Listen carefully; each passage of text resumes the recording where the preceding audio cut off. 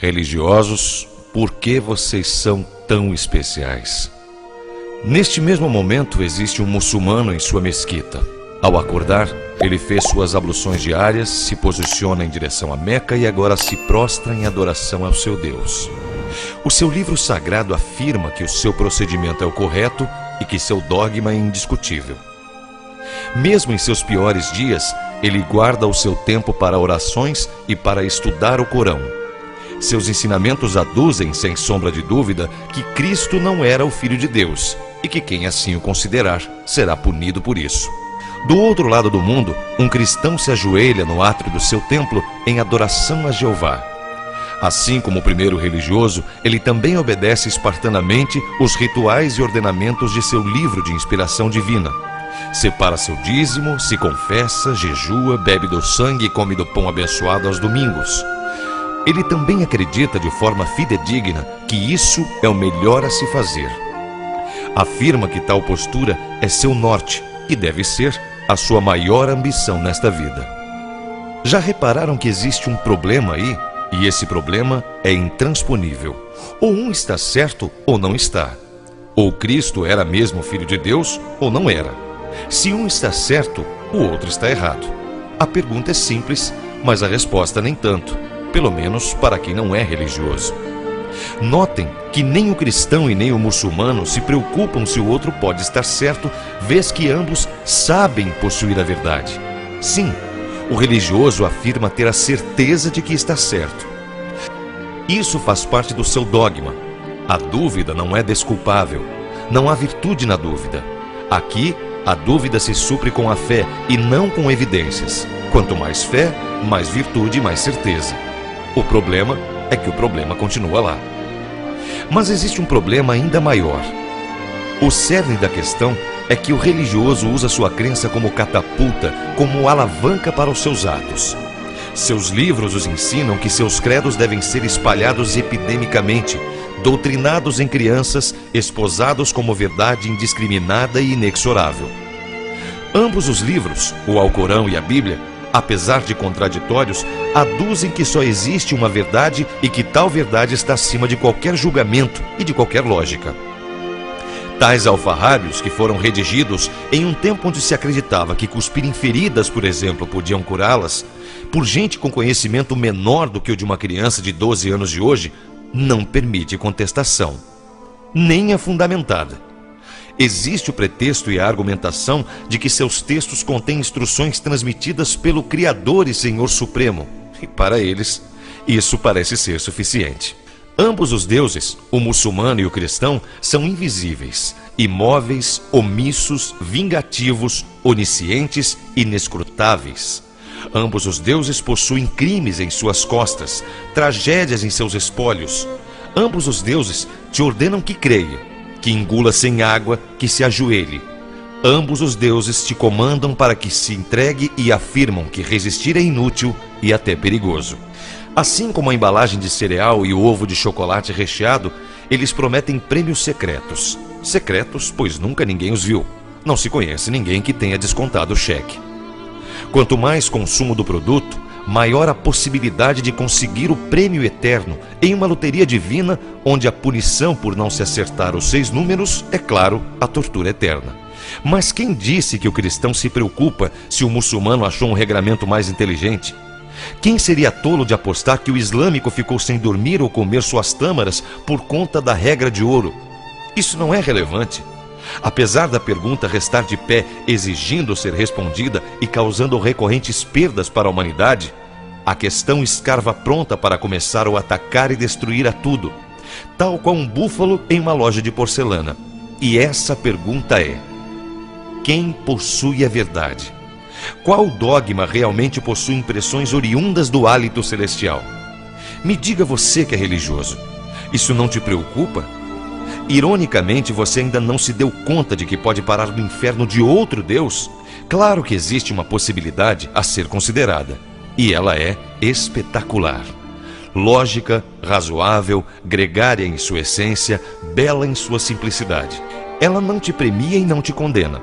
Desafiadora desde o nascituro, ela te pergunta: e se ambos estiverem errados? Sim, Considerem por um momento que Deus não existe. Isso não faz mais sentido do que o seu Deus pessoal?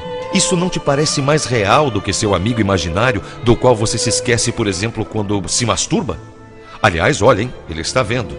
Não se esqueça do não desejarás a mulher do próximo, seu onanista pecador. Pois é, o quão difícil é aceitar que isso não faz sentido. Estamos em pleno século XXI. E se já era estúpido defender um ser sanguinário que nunca deu as caras há 2000 anos atrás, a situação não ficou melhor agora? Será que já não houve tempo mais do que suficiente para o teísmo apresentar suas considerações? Os métodos de que dispomos hoje para o amealho e avaliação de evidências não são confiáveis o bastante para separarmos o real do imaginário? Será que toda vez que ocorre um milagre ao redor do mundo, não há um bendito de um cético com um celular na mão para tirar uma foto? Ou será que milagres simplesmente não acontecem, vez que seriam alterações das leis da física? O que lhes parece mais razoável? O fato é que se Deus existe, faz questão de não se apresentar.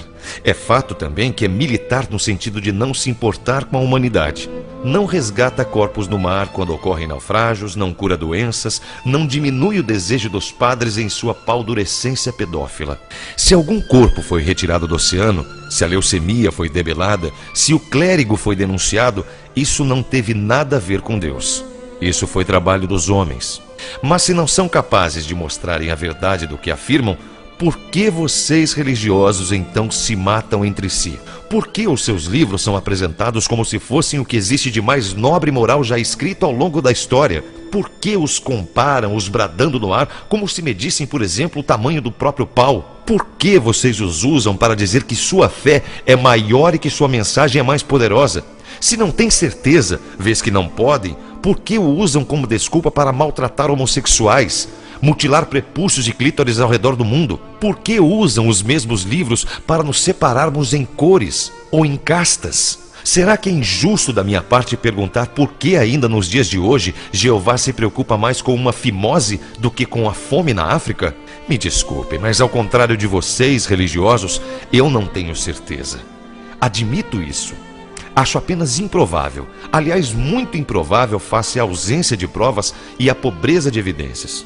Mas ao contrário da religião, que não abandona a arrogância, eu como ateu afirmo que não tenho certeza. Não acredito nem por um segundo, mas não posso dizer que tenho certeza. Isso seria desonesto e para o ateu, a desonestidade intelectual simplesmente não pode ser aceita. Lembremos que saber é diferente de crer. E ressaltemos o que afirma Dan Baker, que de forma cirúrgica aduz que o ateísmo não afirma que a inexistência de Deus está provada, mas sim que a existência de Deus não está provada. E que, na verdade, em qualquer argumento, o ônus da prova está do lado daquele que faz a afirmação. Toda essa discussão é importante, mas como sempre o mais importante são as consequências. Sendo assim, torno a perguntar: religioso, você poderia me responder qual de vocês possui a real verdade? Depois de algum tempo refletindo, cheguei à conclusão de que a verdade nunca foi importante nessa seara. Sim, é claro que cada religioso de cada credo gostaria de estar com a verdade. Mas o problema de vocês não é com a verdade. Nunca foi. O problema de vocês religiosos é com os fatos. A questão é simples. Seus livros de cristalina antítese estão repletos de verdades, não é mesmo? A merda é que os fatos não ajudam essas verdades. Mas sério, de verdade, não vejo problema. Podem acreditar na mulher que prediz o futuro apertando os testículos de um bode, por exemplo. Isso é com vocês. O problema começa quando essas verdades são impostas e disseminadas, causando mal a outros seres humanos. O que importa mesmo é que ao longo dos séculos, essas verdades de mentirinha, esse pó de pirlim-pim-pim, tem matado muita gente. Aviões são jogados contra prédios para se defender a verdade islâmica. Crianças sofrem lavagem cerebral em nome de verdades cristãs. Apedrejamentos são praticados para honrar a verdade muçulmana e vacinas contra HPV são proibidas em nome das verdades evangélicas. Que interessam os fatos. A religião, ao longo dos séculos, nunca se importou com os fatos.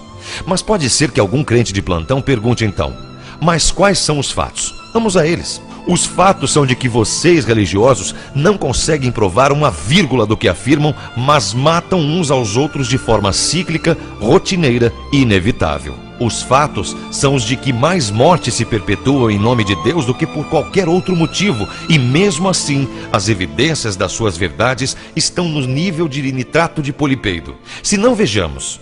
Judeus matam muçulmanos na Palestina, muçulmanos matam cristãos na Nigéria, hindus matam muçulmanos na Caxemira, no Sri Lanka budistas matam tamês hinduístas, na Irlanda do Norte cristãos católicos matam cristãos protestantes. Podemos continuar a tarde inteira. E enquanto isso, a humanidade dá voltas em um carrossel de tripas e sangue, onde a música circense é substituída pelo engatilhar do AK-47. Já passou da hora de você, religioso, entender que o seu problema não é com a verdade.